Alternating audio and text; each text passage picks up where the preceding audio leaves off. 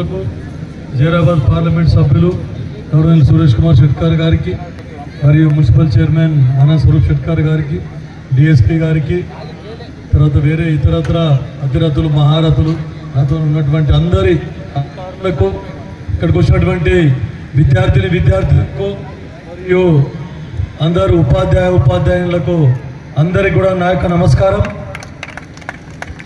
జరిగింది.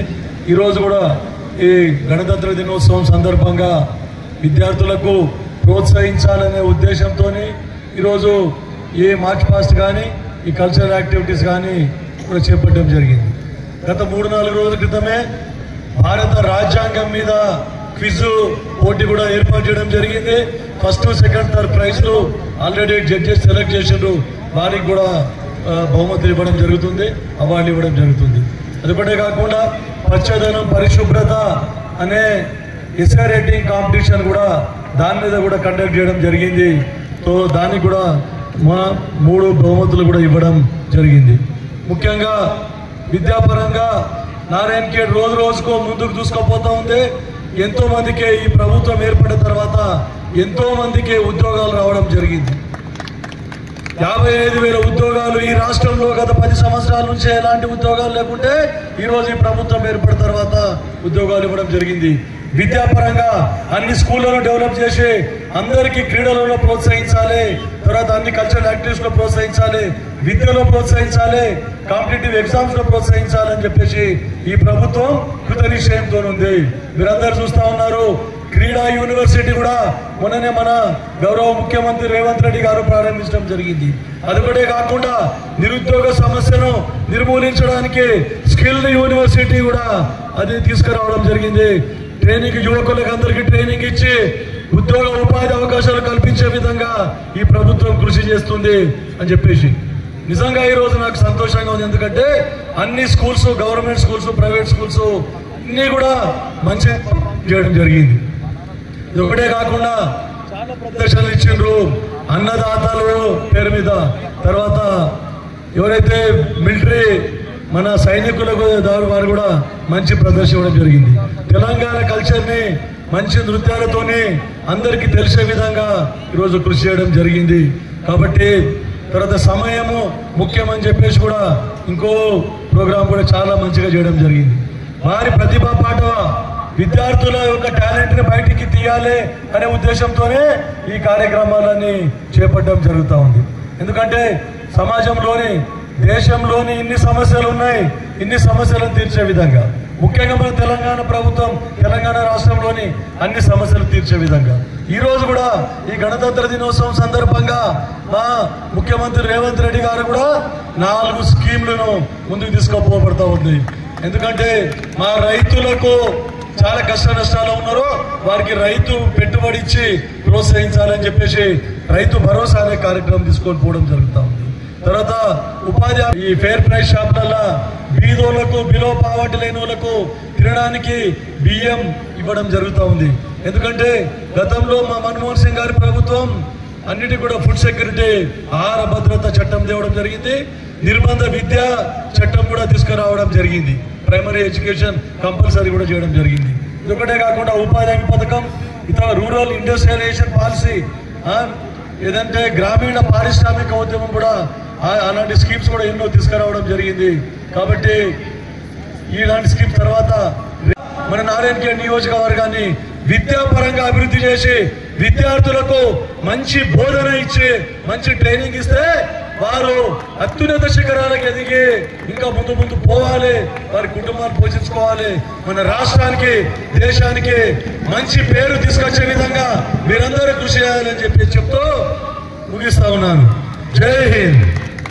గణతంత్ర దినోత్సవ ఉత్సవాలకు ప్రత్యేకంగా ప్రియమైన విద్యార్థులకు మీకు అభినందన తెలుపుకుంటూ మరి ఇటువంటి కార్యక్రమానికి నాతో విచ్చేసిన మన స్థానిక శాసనసభ్యులు సోదరుడు సంజయరెడ్డి గారు, మరి మున్సిపల్ చైర్మన్ ఆనంద్ షెట్కర్ గారు, మరి మా డిఎస్పీ వెంకటరెడ్డి గారు, ఆర్డీఓ గారు, మరి మున్సిపల్ కమిషనర్ గారు, మరి ముఖ్యంగా వెంకటేశ్వర స్వామి గారు, జూలా నాయక్ గారు, మరి రషీద్ గారు, మరి వినోద్ గారు, రమేష్ గారు, ఇంకా చాలా మంది ముఖ్య ప్రముఖులు ఉన్నారు. అందరికీ పేరు పేరున్న అధికారులు మరియు చాలా చక్కగా మరి పార్టిసిపేట్ చేయడం జరిగింది. ఈ గణతంత్ర దినోత్సవ సందర్భంగా ఈ సాంస్కృతిక కార్యక్రమాల్లో 21 స్కూల్స్ అద్భుతంగా ఒక మంచి మెసేజ్ తోటి ఈరోజు కార్యక్రమం చేయడం జరిగింది.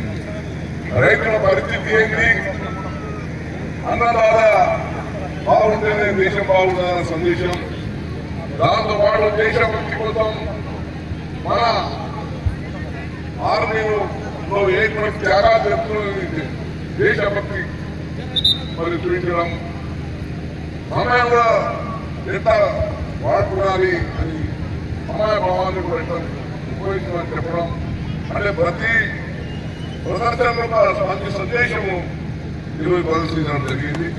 ప్రత్యేకంగా సంబంధించిన స్కూల్ మేనేజ్మెంట్ అందరికీ, గవర్నమెంట్ రెసిడెన్షియల్ స్కూల్సే కానివ్వండి, గవర్నమెంట్ స్కూల్సే కానివ్వండి, ప్రైవేట్ స్కూల్సే కానివ్వండి, అందరూ కూడా చాలా చక్కగా మీరు కష్టపడి రిహార్సల్ చేసి మీరు మంచి ప్రదర్శన ఇచ్చినారు. ఫస్ట్ సెకండ్ ఉండట్లేదు కానీ అన్ని ప్రదర్శనలు బాగానే ఉన్నాయి. దాంట్లో ప్రత్యేకంగా తెలంగాణ సంస్కృతి గురించి మరి చాలా బాగా మా అమ్మాయిలు ఏమని పేరేంటి మధుసూరి చాలా బాగా యాక్టింగ్ బాగా చేసినారు. మీరందరూ చాలా చాలా చాలా బాగా చేసినారు. ప్రత్యేకంగా మీకు అందరికీ ధన్యవాదాలు.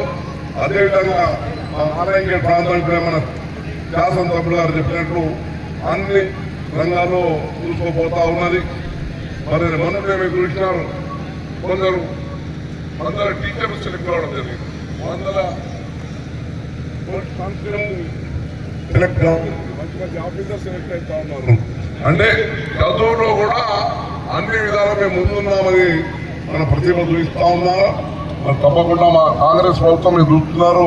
ఇంకొక సంవత్సరం ఇంకా 1,00,000 ఉద్యోగాలు ఇచ్చే కార్యక్రమం మరి ఈ ప్రభుత్వం చేపట్టబోతుంది. ఇప్పటికే 60,000 ఉద్యోగాలు ఇవ్వడం జరిగింది. అయినా కానీ మీరు ఇంకా కష్టపడండి. మీకు ఎన్ని విధాల చదువుకు సహకారం కావాలో ఈ ప్రభుత్వము మేము అందరం కూడా ఎంపీగా శాసనసభ్యులుగా మంజురెడ్డి గారు కానీ నేను కానీ మీకు ఏ సౌకర్యాలు కావాలో మా దృష్టికి తండి.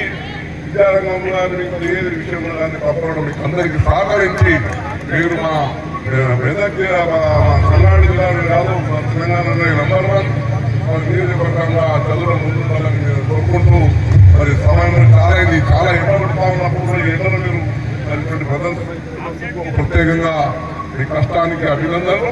మరి భవిష్యత్తులో కూడా ఇదే విధంగా ముందుకు పోతూ ప్రోత్సాహంగా పోతూ మీ భవిష్యత్తును బాగు చేస్తున్నామని చెప్తూ మీకు అందరికీ